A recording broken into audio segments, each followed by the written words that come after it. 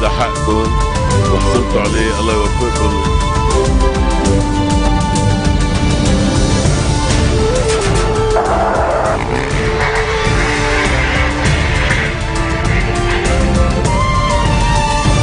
Good afternoon on this Saturday, April 12th. I'm Yumna Naufal and these are today's headlines. The Lebanese army detains officials of the armed group in Tripoli as the military prosecutor charges 11 suspects for several felonies.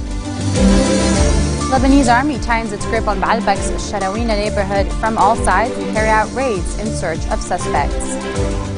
And BLC Bank, in collaboration with Alumni Central, puts together a panel titled Women in the Lead to show how women can draw strength from others.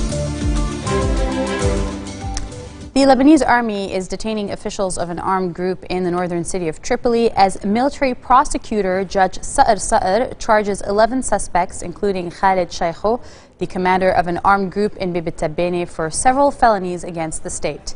Abdulatif Saleh, the media officer for the Arab Democratic Party, was apprehended in Jabal al-Muhsin after a number of arrest warrants against him.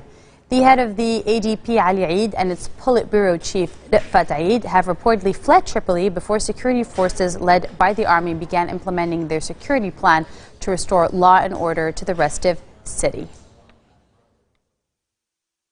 The Lebanese army is tightening its grip on Baalbek's Sharawina neighborhood from all sides and carrying out raids in search of suspects. Army units began deploying in the area 3 days after it kicked off a security plan in the eastern towns of the Bekaa, despite reports that top wanted suspects have fled the area.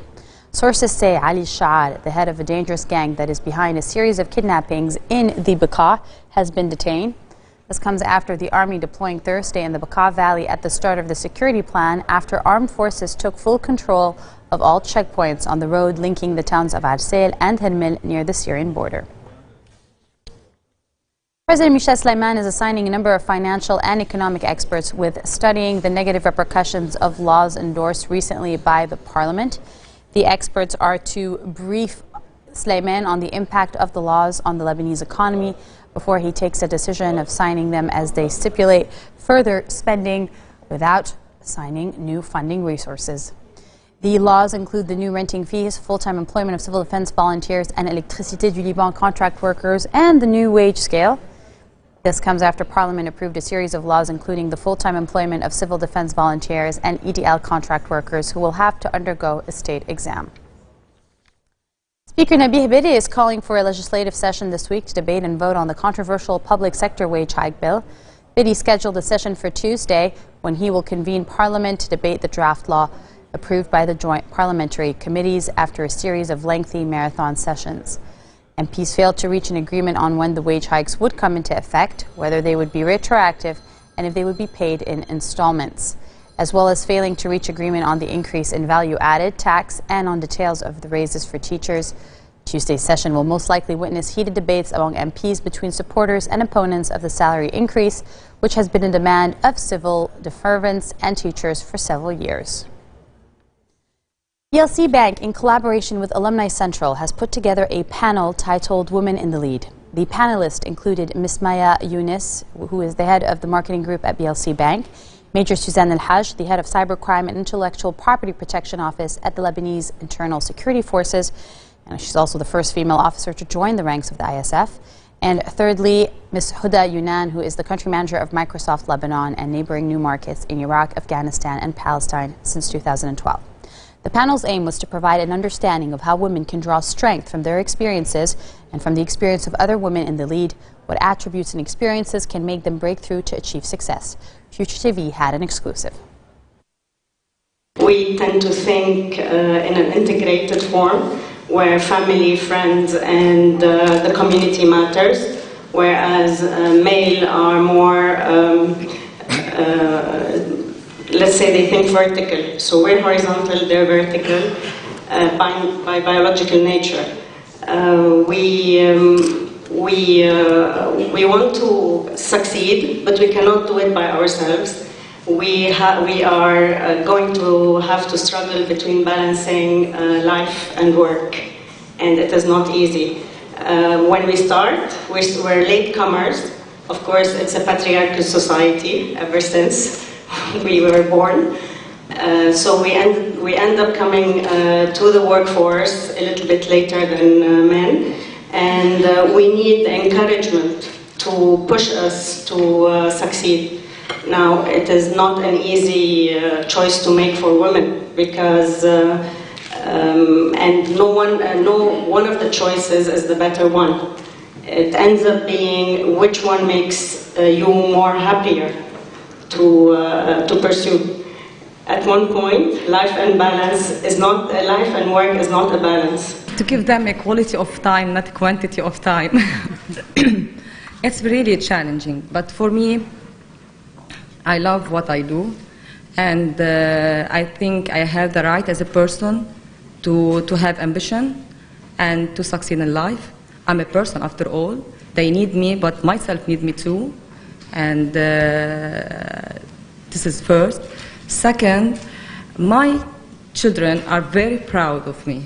And I discovered, because every time they saw me on a TV show, they are like, "Mommy special, Mommy special." So I'm doing what I do for them, after all, for our society. I'm helping our society, and I'm sending a message. So after all, I'm not losing a time for a stupid reason. So I'm not far away from them for a stupid reason, but after all, it's for them. And I try to balance my life, to prioritize everything, and I give them time as much as I can. And I'm from the kind of person that I don't like to have 1 minute free. So I'm happy in my life, and I think I'm managing everything, and even my husband and my family too. If you're not supported at your home, it will be really, really hard to do. But from my experience, and as I told you, I have 2 young ladies today at universities, I think they are happy, and I think they have clearly told me that their experience was a good one, and that they prefer that I work, and definitely there's the pride thing. They have a kind of pride in what I have achieved and take me as a role model. I know something, that sometimes we are very much devoted because we think that this will bring us further in our career. I know that if we take it easy, if we enjoy each step, if we give time to our family, to our personal life, if we really balance the work and life, it will be the same thing. So my message to young ladies who are working, don't make it that difficult. Take it easy. Give time to your family. Give time to your kids. You have all the time ahead of you to reach wherever you want to reach. Even if it will take more time compared to a guy, probably it will take you probably 5 years more to reach where you want to reach, or sometimes even more. But all this life is about enjoying each and every moment, if you are living or if you are working. So my message, take it easy, enjoy all the parts, don't miss any part. I don't think if you spend more time at the office you will reach more. No, it's about doing the right things, taking the right priorities, and working on them, not doing everything. You have to choose. Coming up next, a U.S. teenager sells a 3.85 carat diamond ring she finds at a park. Stay with us.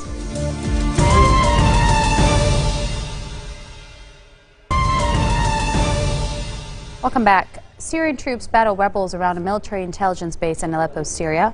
The Syrian Observatory for Human Rights Director Adami Abdurrahman says the overnight clashes were the fiercest since the fighting began in Aleppo and the closest yet to the intelligence base in the Zahra neighborhood. The observatory stated there have been casualties on both sides and civilians have fled the area. Government aircraft bombed rebel-held districts of the city throughout Friday and into this morning, killing 4 rebels in the Rashidun district in the east of the city. Islamist rebels shelled several government-held neighborhoods, killing 10, 5 of them children. Rebels did seize a big swath of Aleppo in a major offensive back in 2012, but the front line has since remained largely static. A small group of gunmen seized a police station in Ukraine's restive eastern industrial heartland amid escalating protests in favor of the heavily Russified region joining Kremlin rule. Ukraine's Interior Minister Arsen Avakov says another group of gunmen also tried to take control of the Donetsk region's prosecutor's office but were repelled. The Donetsk Administration Center is already under the control of several hundred gunmen who have proclaimed the creation of their own People's Republic and called on President Vladimir Putin to send Russian troops into eastern Ukraine. A local police official told Kiev's private channel 5 Television that the raid was staged by 6 men who had fired several shots into the air before storming the station. A U.S. teenager has sold a 3.85-carat diamond she found at an Arkansas park for $20,000 US. Tana Clymer of Oklahoma City said she planned to use the money from the recent sale of the yellow diamond to help pay for college. She found the diamond last October while hunting for gems with her family at the Crater of Diamond State Park in Murfreesboro, Arkansas. Tana said she could not believe her good luck and asked her father if she was dreaming. The park is the only diamond-producing site in the U.S. that's open to the public. The yellow diamond the teen found is teardrop-shaped and about the size of a jelly bean. She named the diamond God's Jewel. Now, more than 75,000 diamonds have been found at this site since the first discovery back in 1906 by John Huddleston, the farmer who owned the land at the time. On that note, we end our bulletin for today. Now for a reminder of our top stories. The Lebanese army detains officials of an armed group in Tripoli as the military prosecutor charges 11 suspects for several felonies. Lebanese army tightens its grip on Baalbek's Al-Sharawina neighborhood from all sides and carry out raids in search of suspects. And BLC Bank, in collaboration with Alumni Central, puts together a panel titled Women in the Lead to show how women can draw strength from others. Those are your headlines here on Saturday. From us, from me and all the team here at Future Television, have a great weekend ahead and we'll see you again tomorrow.